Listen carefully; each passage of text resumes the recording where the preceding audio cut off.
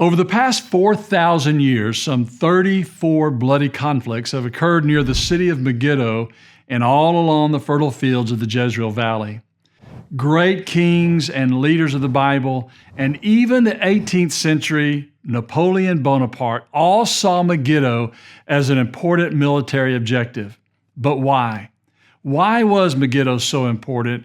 And why does the book of Revelation speak of Megiddo as Armageddon?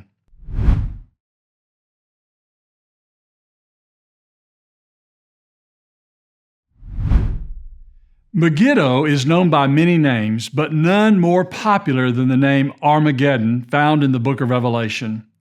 Armageddon comes from the Hebrew word har, meaning hill or mountain, and the Greek name Megiddon from the town known as Megiddo.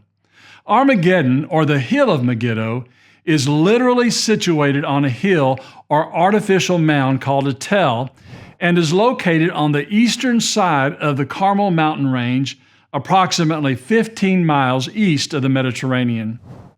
A tell is an Arabic word meaning mound, and on this artificial mound, archaeologists have found successive civilizations built one right on top of the other. As one civilization or town was destroyed, eventually another was built on top to take its place. The earliest of these cities belonged to the Canaanites, who built massive walls for protection and established a fortified entrance on the northern side of the city, one during the 18th century and the other near the 15th century. Not far from the gate stood the palace of the Canaanite kings. It was large and elaborate with rooms built around a courtyard. Gold jewelry and ivory artifacts found in the palace treasury provide evidence of the wealth of the kings of Megiddo and their political and commercial links with neighboring lands and cultures. There was also a large grain silo and storehouses, which indicates that this was a highly important city and a center for commerce and trade. Megiddo also had a unique underground water system which came from a spring outside the city walls. To protect that spring, Megiddo covered over the opening and dug a 230-foot-long tunnel for city inhabitants to reach the spring from within the city walls. As one moves further up the tell, a new civilization begins to emerge, one that is peculiarly Israelite in its architecture and material remains. The construction of a casemate wall, a 6-chambered Solomonic gate, a 4-roomed pillared house, and the remains of numerous animal stables are present with room for hundreds of horses. Not surprisingly, the Bible lists Megiddo as one of the major Canaanite cities defeated by Joshua, and then later reveals that it became one of the fortified chariot cities of King Solomon.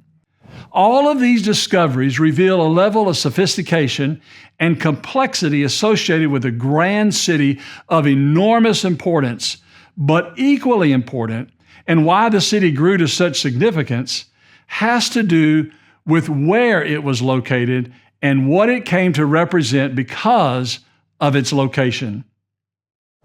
The name Megiddo means a place of crowds, and over the centuries, multitudes of individuals have either inhabited this ancient city or passed by it on the way to either trade towns and rival countries.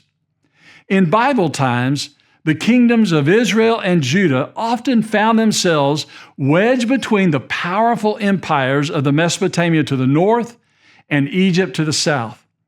With the Mediterranean on the west and the Arabian desert to the east, this geographic region became a land bridge for caravans of traders and conquering empires. As they traveled through the land, they would eventually run headlong into the Mount Carmel range and would have to choose one of 3 narrow passes through the geographic roadblock impeding their progress. One of those passes went near Megiddo, which lay at a crossroads for trade. Megiddo then was a commercial gold mine and became an important military objective for those seeking control of the area.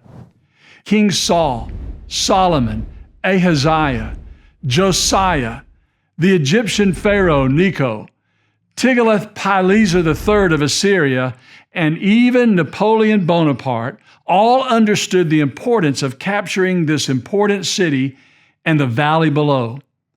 Win at Megiddo, and you will secure your nation's future. With Megiddo's monumental importance in view, we can now make a connection between its significance in history and why God would use it as a symbol of victory in the book of Revelation. When Revelation was written, Rome was an imposing force controlling the Mediterranean world, including much of the commerce and trade. It was Rome that had control of the trade cities and Megiddos of the world, and at times had been oppressive in the exercise of that control. Knowledge of Megiddo's location and history would have served to encourage Christians who were suffering and being marginalized by the Romans. In Revelation 16, where the Battle of Armageddon is referenced, the context of that chapter shows God's judgment being poured out on the Roman Empire and on all those who had persecuted the children of God. Later, in Revelation 19, when the symbolic Battle of Armageddon is described, Jesus, the King of Kings and the Lord of Lords, marshals his forces and annihilates the devil, asserts his dominance, and brings heartache and failure to the emissaries of the evil one. The message is clear. Satan will not win. Just as both Joshua and Deborah defeated the Canaanites in the valley near Megiddo, so Christ would defeat Satan's allies, the Roman Empire. Just as both Gideon and Solomon controlled the valley of Megiddo and thereby rewarded the nation of Israel, so Christ will win at the spiritual Megiddos and reward the saints of God. Thus, the Battle of Armageddon revealed in the book of Revelation isn't a literal battle to be fought someday near the tell of Megiddo, but rather it's a symbol of good triumphing over evil and of Christ dominating Satan and his allies. To this day, Megiddo continues to stand as a symbol for control and dominance, but it also stands as a reminder of the accuracy and the reliability of the Bible. Its history, location, and the discoveries made here are yet another reminder of the important connections between faith and fact right here in the land of the Bible.